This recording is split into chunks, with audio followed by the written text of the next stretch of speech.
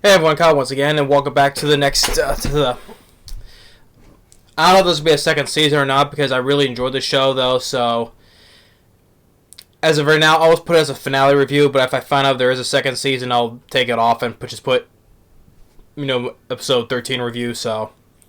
But so I'll just change it whatever if it was, though, but I still really enjoy the show. In episode 13 of Undead Girl Murder Farce...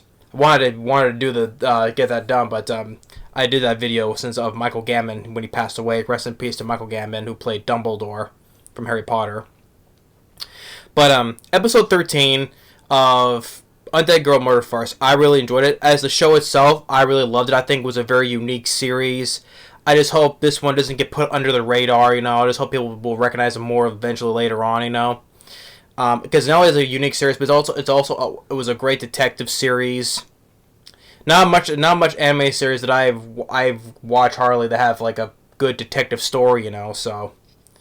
And this is a really fantastic show. And if a second season is announced, I'm down for more because I really enjoyed it. Because especially how it ends, of course, it leaves on with more needs to happen, right?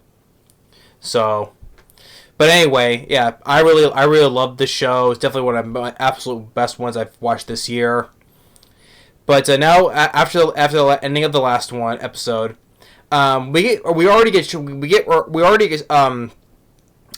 in the first 5 or so minutes, there was like this big action scene that's happening, and it's funny after that, the rest of the episode is just nothing but dialogue and exposition.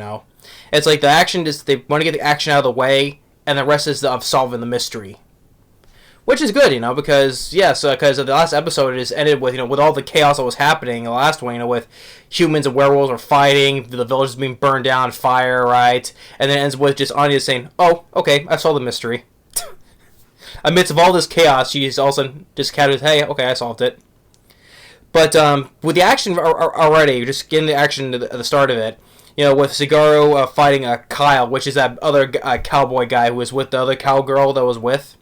That's the guy's name. His name is Kyle. He's the one who has the cowboy that has all those chains, and he's fighting Victor Frankenstein, and Cigaro knocks him out to save Victor, and then Cigaro asks Victor for the diamond back, and Victor gives him the information of where Moriarty's base is at, and it's back in London, and that's where Aya's the rest of her body is at. So Cigar has the info where the rest of Aya's body is at. It's back in Moriarty's base and back in London, and thanks him for that, and then leaves. And then we get back with Alice, the cowgirl, the white cowgirl, fighting with the magician Alistair. And he's very, very good sharpshooting at shooting out the little needles at that Alistair's just like just snap his fingers for. She thinks she got the drop on it, but then she gets poisoned by one of the needles. Fooled her.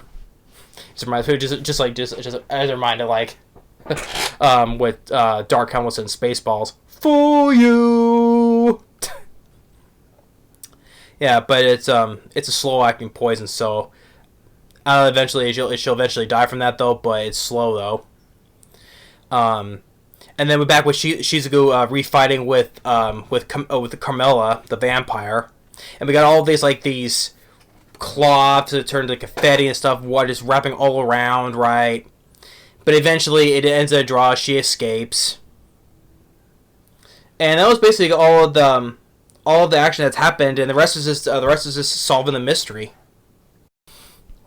So after all that, after the big fight,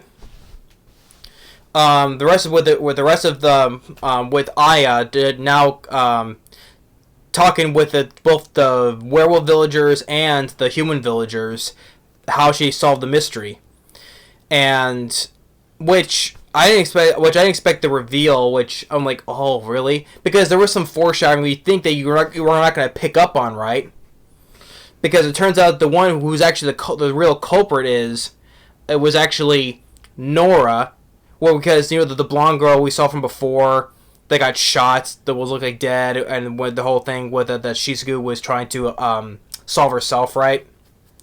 But it turns out though, because the girl who was missing, the Luis, the one that was handicapped, right?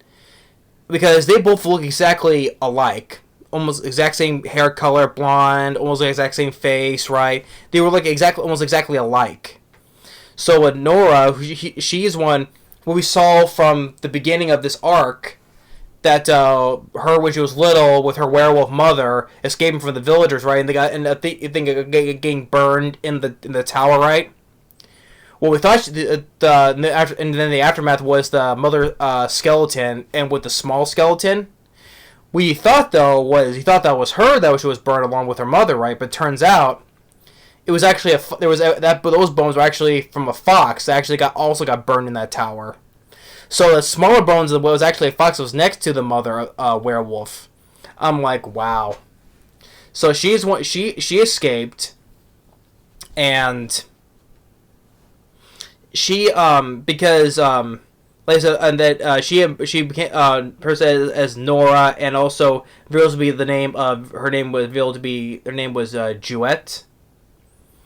And also, she also pretended also be was also called Louise as well, because she also resembled like her, right?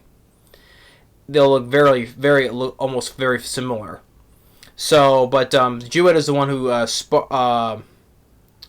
made the mob of the humans burned her and her mother to death. But like I said, she lived and she escaped through a hidden passage. And she's the one who kidnapped Louise.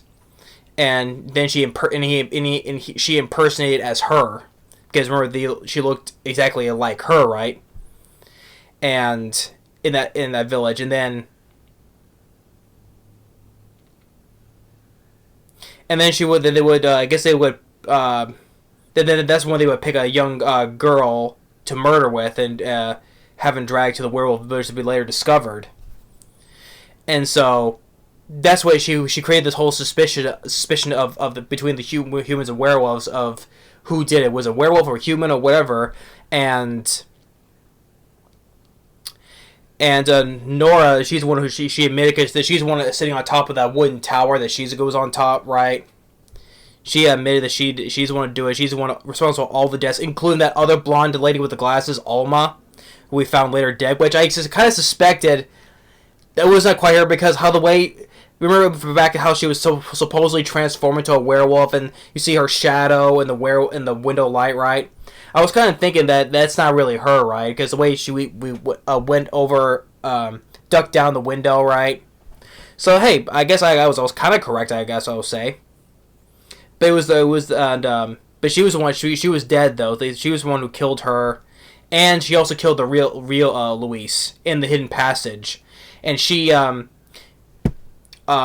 made that scene where she shot her down there, and made it seem like she made a shot her up there when she deliberately shot that tree and placed her body there. But even though her clothes are wet, because how could her hair was dry but her clothes are wet, right? Because there was water down there. And so I has explained those, because remember also because she made the conclusion, because back at Luis's room, remember, with the broken window and the soot through the chimney, right? Said how could Luis could not fit through that chimney, and let alone werewolf could not be fit to go through that window, expecting all the paw prints from the soot, whatever. She put all that together, basically also mostly from that conclusion from that room alone as well. But although she did forget though, she did get one or two things wrong about with Nora though, but overall she was mostly right on a whole bunch of things. So, and after all that, and then the whole thing collapses and she escapes, and the whole old werewolf lady from before that was accusing of Shichigo Muru, even though she didn't do it right, the one you just want to bitch slap, and she's like, oh no, please come back, I forgive you for everything you've done, just please come back. I'm like, hey, shut up, alright, old woman. Yeah, you're just willing to take her back in open arms even after all she caused all this. Yeah, right. So, and then she goes back and down to the cave where Sagaro is waiting for her, and you get this interesting fight where it cuts to black and white. Well, it cuts to black, right, and how how both the werewolf and Cigaro are their outlines are all in white. I don't know how the type of you would make it look like though, but it was interesting how the way in black and the white outlining of them when they're fighting. That was kind of interesting little bit of animation there. And so he manages to get the upper hand on her and ties her up, and with Aya talking to her, eventually letting her go. She's basically after she's free after doing everything she's done, by faking deaths with the bodies, was kind of like almost like a somewhat kind of noble thing is what she said, kind of saying. So now she's basically she's free now, and she's free to go wherever she wants now. And so, and by the end, with Shizuku, Aya, and Tsugaru, they're wondering where they're going now, and Tsugaru tells Aya and Shizuku that he knows where the location where Moriarty's is and the location the rest of Aya's body is located at. So, and he does like this strange like yodeling that whatever Yahoo whatever the echoes that where we see all of the characters from the past hearing this, right. You see here back with the Phantom of the Opera and Lupin the gentleman thief, they're hearing as they're driving. Same with Sherlock Holmes and Dr. Watson back in London, and all the remaining monsters of Victor, Alistair, Camilla. They're all where he does this like so loud where everybody can hear it, right? So they're gonna have plans, since now they know where the location at. They're gonna have plans to probably go back there and get the rest of Aya's body back now. And that's why I would like to see more. That's why why a second season needs to happen, because we want to see if Aya gets her body back and facing more of Moriarty's minions, including what they're called the Banquet, right? Because I want to see more, including with more with Sherlock Holmes and Dr. Watson, and maybe even Inspector Lestrade, because I like Inspector Lestrade, especially from the old Sherlock Holmes films with Basil Rathbone, Nigel Bruce, Lestrade played by Dennis Hoey, right? Okay, I want to see more with Sherlock Holmes, reteaming up with them, and because Sherlock Holmes, is Moriarty's, his arch enemy, right? So that's why I wanted the second season. I would like to happen, because I really enjoy the show, but I want to see more of that stuff now with Aya's arc, conclude, right? Gets her body back, and she'll be that way. She doesn't have to be a talking head anymore, and so. But I really enjoyed the show. This last episode, how the way it ended, of course, ending with the cliffhanger for second season though. But I really enjoyed the show. Just how get the action out of the way, and the rest of just solving the mystery of who was the culprit of all these killings and stuff, right? And just how I was describing it, and how with the whole thing, the big reveal of Nora, the woman Jewett, and Louise, basically since they're all the same, right? Almost, right? Because they all look exactly alike. So now, basically, by letting her go, she's now free from all this stuff, and now she can just free to go wherever she wants now. Now, but all that, it was a very way, just like, cause like I actually is good at detective work, even though there was one or two little mistakes that she didn't anticipate though. But hey, it's like, the most innovative detective, even the greatest detective, right, can be wrong from time to time sometimes. Even Sherlock Holmes can get wrong sometimes, once in a while. But all that, the whole mystery, I really enjoyed. I want to see a second season, because I want to see them now they know where Moriarty is in London, along with the rest of Aya's body is at. I like to see another second season, because I'm really down for that. But yep, so that's episode 13. Like I said, I'll put it as a finale review, but if I know there's a second season, I'll take it off if there's any changes. So, but as of now, I'll put it as a finale review. But I really enjoyed it. Undead Girl Murder Files was a very unique series, a great detective series. I don't think there's not gonna be something that's a show that's gonna be like this though. Why I say so, but it's definitely one of my favorites, hands down. Because I enjoy the characters, I enjoy Aya, I like Shizuku, badass maid. Cigaro, also badass too. Great scene, Sherlock Holmes, Dr. Watson, all these other monsters that we've seen from past literature and stuff like that. But I really enjoyed it, so I loved it. So, but yeah, so all that comes to an end. So now all that, just have to wait to see for the next step to finish off this year with another set of episode reviews.